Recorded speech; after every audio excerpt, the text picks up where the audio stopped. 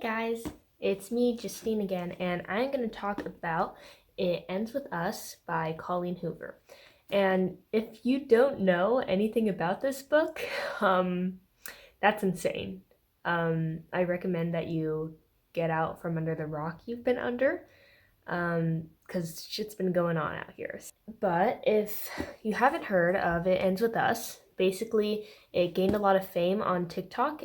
Colleen Hoover was originally like a really popular author anyway. She wrote books like Ugly Love and Verity, and November 9 that were really popular. They're like romance books, and randomly It Ends With Us got really popular on TikTok and everyone's been talking about it, so I decided to read it. So honestly, I went into this book kind of thinking that I'd like hate it because a lot of the YouTubers that I watch who talk about books, a lot of the booktubers that I watch, really did not like this book, and they talked a lot about how it romanticized abusive relationships and the writing was cringy or whatever. So I didn't expect to have a good time, but I read it for basically the purpose of making this YouTube video, and I was like, oh, maybe I'd get a really good Brent review out there. But as I started reading it, and I finished this book like a couple weeks ago, actually. I only just got around to filming the video, but I realized that I actually really enjoyed it. Like, it made me really emotional at times, and I feel like it is just a good book, which was very weird for me because a lot of these booktubers and blog people and Instagram people who I usually have similar opinions to, I usually agree with them on most things, and they get to this book and they hate its guts, and I really I really enjoyed it. So I just wanted to talk a bit about that. Let's start with a little summary. Basically, It Ends With Us is about a woman named Lily Bloom, full name Lily Blossom Bloom. I know it's weird, and basically she grew up in an abusive household. Like, her dad was very abusive to her mom, and flash forward, she's like 20 something, and she meets this guy Ryle. He's a neurosurgeon, and she's really into him, and they jump into like a marriage together, and they really love each other. And then she starts realizing that Ryle is very physically abusive towards her, and she takes solace with like an old love, and he helps her like get out of the situation, and she realizes that she's pregnant with her abuser's baby. So after she realizes this, she and Ryle have a bit of time away. They're still married. Ryle treats her very well now, and he's very nice to her, and it seems like he's gonna be a really great dad, He seems incredibly remorseful for the things that he did to her, and but then when she gives birth to the baby, she turns to Ryle and she's like, I want a divorce. I can't be with you, even though you were kind to me recently. I can't forgive what you did to me, and I just can't be with you. So she and Ryle have like shared custody of the child, and they like pass her around or whatever. And and then she gets with the old love, Atlas. Atlas is the other love interest. I don't care much for Atlas, so I'm not going to talk about him really. But so I was shocked. I was shocked by how much I liked this book. Like, I cried actual tears at one time. I just really liked it. And I felt bad for liking it because I was like, holy shit, everyone said that this book romanticizes abusive relationships. How could I like a book like that? But I just couldn't see at all how this book that seems like it's raising awareness for abusive relationships is romanticizing it. But disclaimer. I'm not going to speak on like Colleen Hoover's other books like Ugly Love and Verity or whatever, because I haven't read them, and I don't really plan on it because they don't seem like books I'd be that interested in reading. And I'm only going to talk about Colleen Hoover in the context of this book. And I'm only going to really speak on the depiction of domestic abuse in this book, not like any other things like character development or whatever. Well, character development, it kind of ties into it. I'm not going to speak on like the writing or anything. So a lot of people are arguing that this book romanticizes abusive relationships, which is what I've been talking about for a while, which I completely disagree with. And it isn't without flaws. Like, this book is certainly not perfect. Like, even while I was reading it, there were a few things I didn't like about it, but I don't want to talk about it.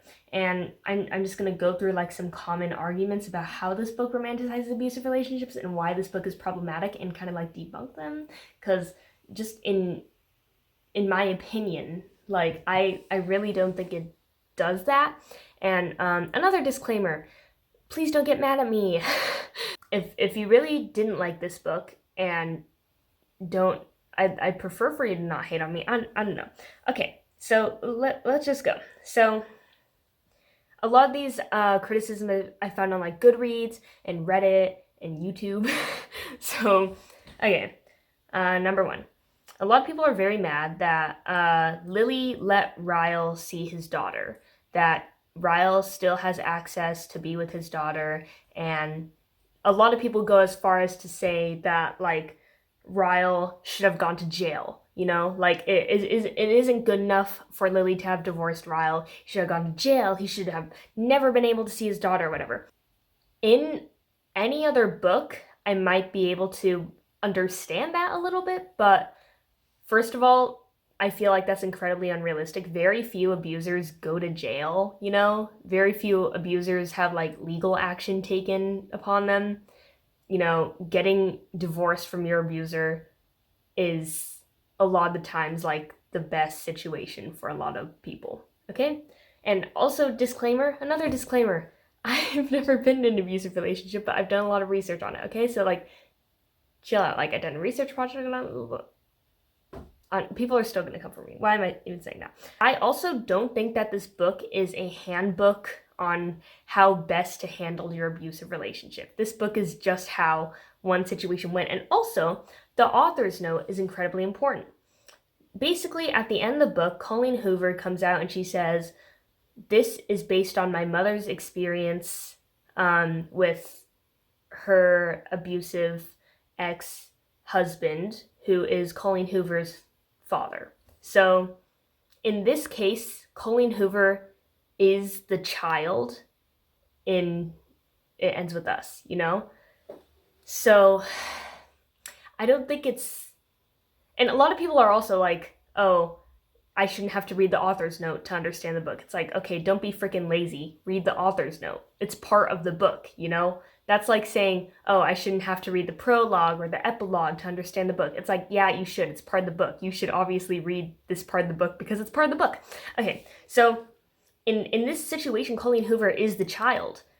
I feel like if anyone on the internet says, like, Lily didn't take the right action, Lily made the wrong move for her kid, that would be like telling Colleen Hoover that her own mother made the wrong choice for her, when Colleen Hoover, who is the child, clearly does not think so. She talks a lot in the author's note about how happy she is with her mother's decision to divorce her husband and Colleen Hoover's father, and, you know, her relationship with her father, and how she... it's very complicated. Like, she didn't like the way her father treated her mother, but she still had a relationship with him, you know? It's... I don't know. So I simply don't think it's realistic for us to expect that Lily would put Ryle in jail for what he did to her. And he did some awful things to her. But realistically, that never freaking happens. And also, realistically, this is literally the ending of Colleen Hoover's mother's story, okay? Like, it's a real thing, and that we can't change that. And Colleen Hoover liked the way her mom handled it, and I don't think we should be telling her that that was wrong, you know? Like, she personally is the kid. She thinks her mom made the right move for her, and that's good enough for me. Another criticism is that Colleen Hoover is purposely trying to make Ryle seem more sympathetic for the viewer, for the reader, and I can see that to an extent. I mean, like, barely. Like, Ryle, after she runs away from him, after he does something very horrible to her, he disappears for a bit, he goes out of the country, and then when he comes back, he's very nice to her, he's like very remorseful, he's constantly apologizing to her, he acts like he'd be a good dad, like he helps her set up the nursery, he's with her when she gives birth, but I honestly don't think this redeems Ryle in any way, and I don't think Lily made it out to seem like it redeemed Ryle in any way. You know, she's trying to, I'm just going to read off my laptop because I don't want to say anything wrong. Like, she's trying to show you why Lily doesn't believe he's a monster. And if you were in this situation, if you were in Lily's shoes, I think it's very difficult to believe that your abuser is a monster. Like, some part of you still loves them.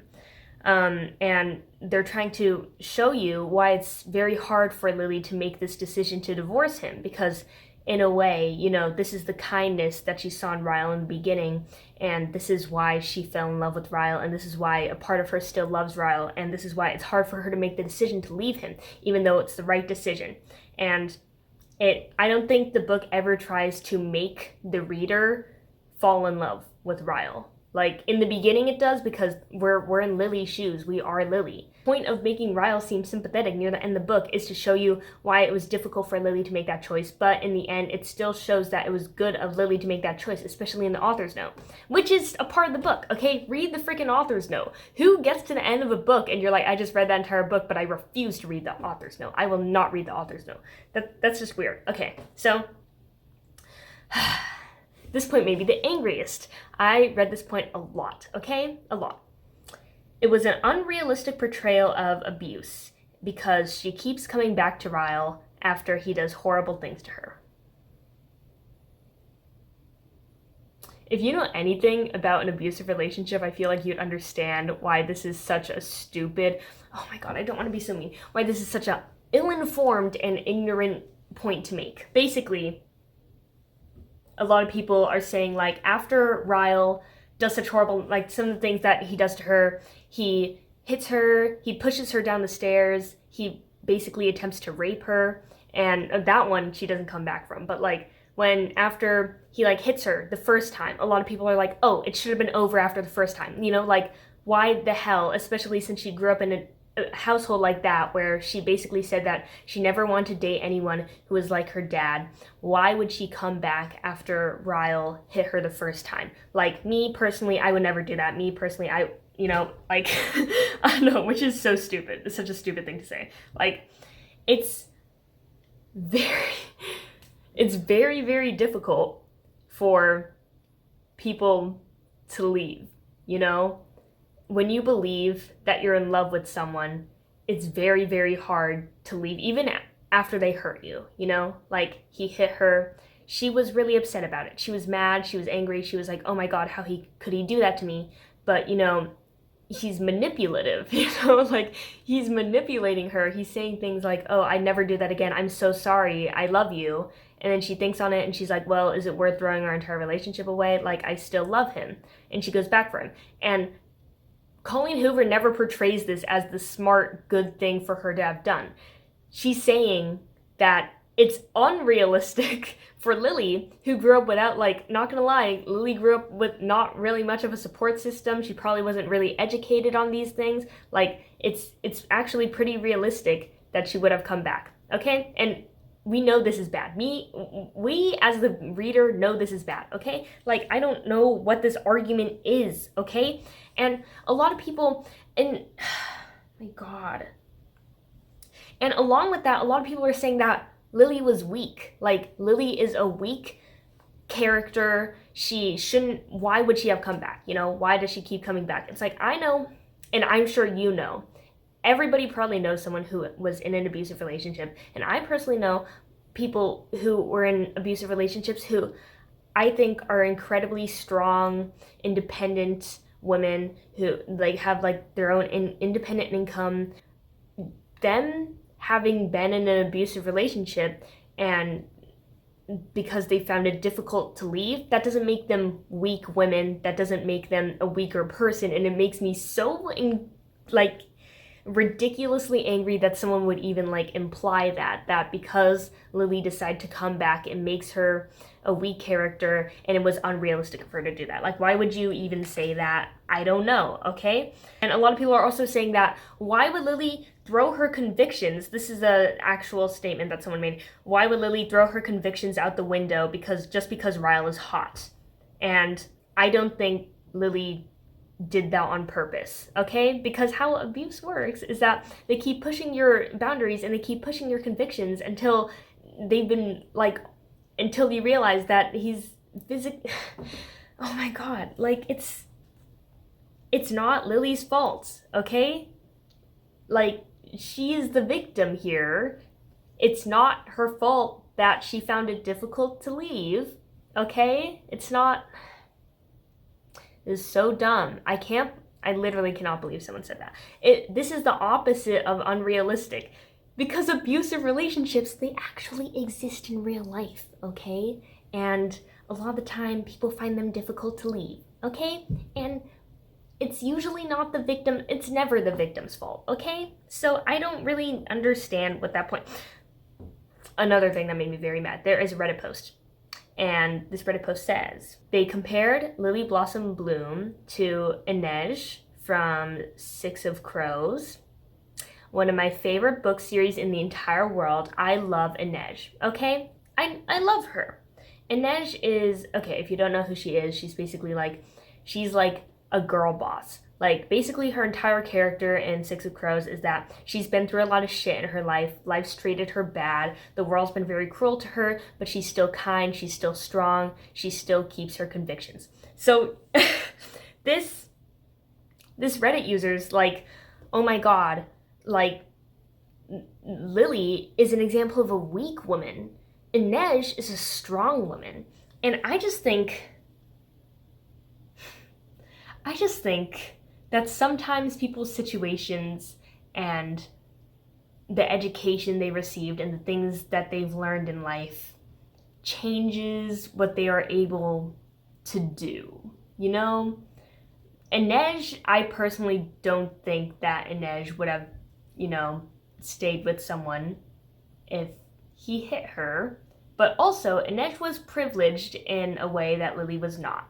Inej, at least for a while, she had a very supportive family, and she knows that she is deserving of love and that she has had love in the past and that she doesn't have to take this in order to keep this love from this person who treats her poorly. You know, like, and Inej wouldn't have done that, but Lily doesn't know that. Lily is in many ways more privileged than Inej, but in this specific way, she doesn't know these things. Like, you can't blame Lily for doing this. And I honestly think that if Inej was here, she'd have a lot of sympathy for Lily, okay? Because she's a sympathetic person and you're clearly not. Like, I don't really understand why someone would even make this point. It's so stupid. People are gonna come for me.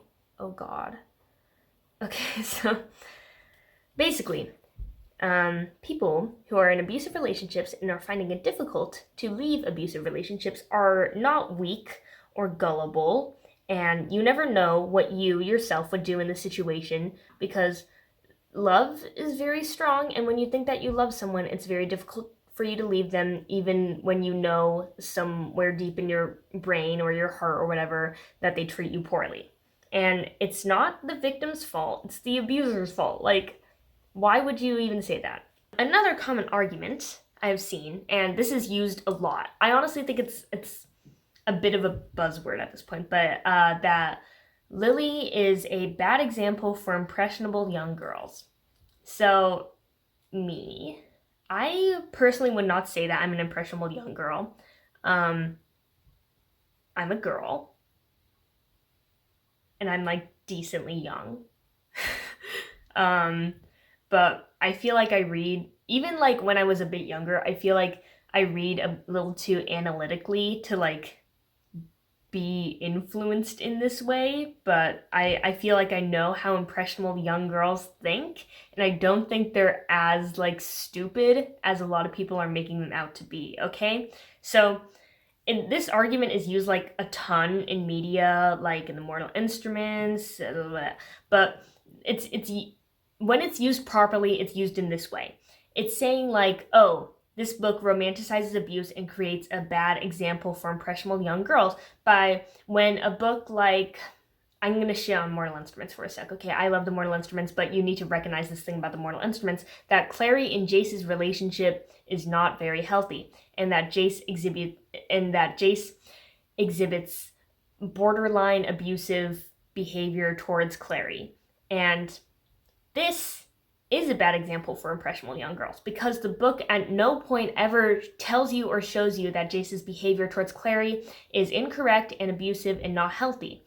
The book just shows you the behavior, and then they show you how hot Jace is, and they show you the book is basically trying to make you think that this behavior is good. This is the opposite of It Ends With Us. And It Ends With Us, they show you toxic and abusive behavior by Ryle, and they make it very clear that this is not good behavior, that this is bad. So that's not the same thing. You know, you can make the argument that, oh, impressionable young girls are going to think that Jace and Clary's relationship is good. But I don't think any impressionable young girl, unless they're like, they can't read or they have incredibly bad reading comprehension, is going to think that Ryle is a hot dude who they would want to date. Colleen Hoover clearly portrays the actions of Ryle as horrendous and unforgivable, and no one who's remotely literate should think that Ryle is sexy, is what I wrote down. And I think the only people who don't understand that Ryle is not supposed to be a good guy is people in this book, is like people with very poor reading comprehension, and I honestly don't think that that's Colleen Hoover's fault, okay? It's not her fault if you can't read or you aren't mature enough to handle this reading level. You know? Like, I've personally never seen anyone online say something that, I'm sure if you dig around you could find something about it, but like, I've personally never seen anyone online say that Ryle is hot or sexy or they want to date a guy like Ryle. Like, I don't think that's a thing, okay? I honestly would encourage the opposite. I would encourage impressionable young girls to read this book, okay? If they are of good age, I'd say maybe like 17, 18, to read this book. Like, because it shows you how easy it is to get caught in this abusive cycle and how hard it is to leave someone who is treating you poorly, but how necessary it is that you must leave them. Like, my mom, when she learned that I read this book, she read this book too. We talked a bit about it. She said that she's really glad that I read it because I think it teaches people a lot. And not just young girls. Everyone should read this book or a book similar to this book, because I think it teaches you to have sympathy for people who are in situations that from the outside it might be difficult to understand why they're in situations like this. Another common criticism I'm seeing is that not everyone, this is from a booktuber that I watch and generally agree with, but they said that they thought this book was bad because they didn't like the implication that everyone who grows up in an abusive family gets into an abusive relationship. And I don't think that that's the point of this book. I don't think that's the claim that Colleen Hoover is making. And also, if you do your research, like, it's not true that anyone who had parents who were abusive to each other is destined to get into an abusive relationship, or like they're 100% going to be in an abusive relationship. I don't think that's not the case, but it's a huge risk factor. Like, the percentage wise of people who are in abusive relationships or get into abusive relationships or are more prone to abusive relationships are people who whose parents didn't have a good relationship, a healthy relationship with each other to serve as like a role model for them. Like, that's the point that Colleen Hoover is making, okay? She's not saying that everyone whose parents were abusive to each other is destined to be in a relationship where their partner is abusive to them. Like, that wasn't the point of the book. I think there are valid reasons to dislike this book, but I do not believe that one of those valid reasons is that this book is romanticizing abusive relationships. I do not think it is. And a lot of people seem to think that. I asked a lot of my friends, like, have you read this book? What do you think about it? And a couple of them did say that they thought it was romanticizing abuse. And when I asked them why, they couldn't say. And I think that a lot of people have been,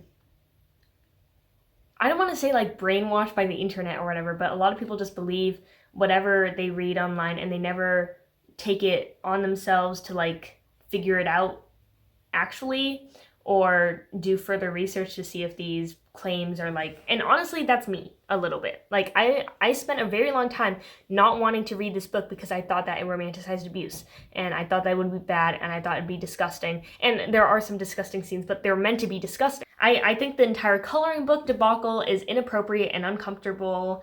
I think the branding of this book as a romance book is potentially uncomfortable and inappropriate. Like it's, I think potentially that's bad. Like, why was it branded as a romance? I don't think this is romance. And I think maybe somebody who picks up this book looking for a feel-good romance would not be pleased when they find out that this is an abuse book. Like, I'm gonna read off my laptop now because I don't want to say anything that I don't mean, okay? So, I honestly do not think this book is romanticizing abuse, and I think that the portrayal of abuse in this book is realistic because it quite literally happened. Like it or not, this book is based on an actual event and therefore is realistic. And before you accuse Lily of making the wrong choice for a child, I think you should consider that you are not only accusing Colleen Hoover's character of making the wrong choice, but Colleen Hoover's actual mother. And you should keep in mind that Colleen Hoover is literally the child in the situation, and she thinks her mother made the right choice. So what right do you have as a random person on the internet to make that claim, is what I said. So I did a bit of speculation on why so many people dislike this book. And here's what I came up with. I think a lot of people are very eager to jump on the bandwagon of hating someone. I'm guilty, okay? Why'd I make that like review? Okay, because it's fun to hate things, okay? Especially with the age of the internet, it's so easy to find things that you're gonna hate, and it's good to be angry and hate. Like, obviously, I love hating things. Have you seen my freaking YouTube channel? But I don't hate things based on unfounded beliefs. I hate things when I actually hate things, you know? Like, I'm not gonna hate things in an uneducated way. And I don't think anyone should do that. And I think before you go hating on this book, read it, okay? And tell me what you think. And I think a lot of people just don't like Colleen Hoover, which is probably reasonable. I don't know. I haven't read any of her other books, but I hear that they're problematic, and I might read one day and see if I agree. But if you already go into this hating Colleen Hoover, it might be incredibly difficult for you to admit to yourself that this is actually a good Colleen Hoover book and that she did a good job with this one. Okay? So I understand how maybe that's why people think that. I'm gonna read again off my laptop, okay? Because I don't want to misconstrue anything. And I think the biggest reason, okay? Here's the biggest reason. I think the reason why people don't like this book is because they can't put themselves in Lily's shoes. A lot of people like me, and hopefully you, didn't grow up in an abusive environment or grew up being educated on how you should be treated in a healthy relationship. Lily did not, and that is why even when she is treated poorly, she stays, because it's hard to leave.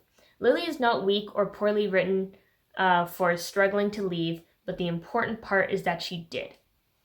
The entire, it ends with us. It ended. You know? She left. That's the most important part of the book. Like, I don't understand. I get that everyone is entitled to their own opinion about books, and there are a lot of things that I didn't like about this book, and there are a lot of 1-star Goodreads reviews that I've agreed with. I understand that if you don't like the writing, or you don't like the characters, or if you think they could have gone more in depth with the abuse, whatever, but I absolutely do not think that It Ends With Us romanticizes abuse. So, if you disagree with me, I honestly kind of want you to say so in the don't be mean, okay? I know in a lot of my videos I am a video being like, leave a hate comment below. Okay, don't leave a hate comment on this one, okay? Because I'm like serious.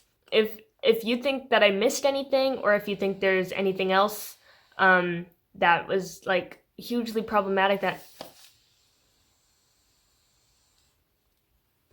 why is my laptop being so loud? Okay, like, if you think that there's anything I missed talking about, or if you think that there's a part in the book where it actually was horrible in an objective sense and you want to bring my attention to that, leave that down below, because I genuinely want to know. I want to have, maybe this is weird to me, but I want to have the correct opinion. I want to be right. I love being right, okay? So like, help me be right. Let me know in the comments, okay? It feels like very inappropriate to end this video with like the subscribe thing, but like, okay. Thanks so much for watching, because I actually really care about this video, okay? So like, I love you guys.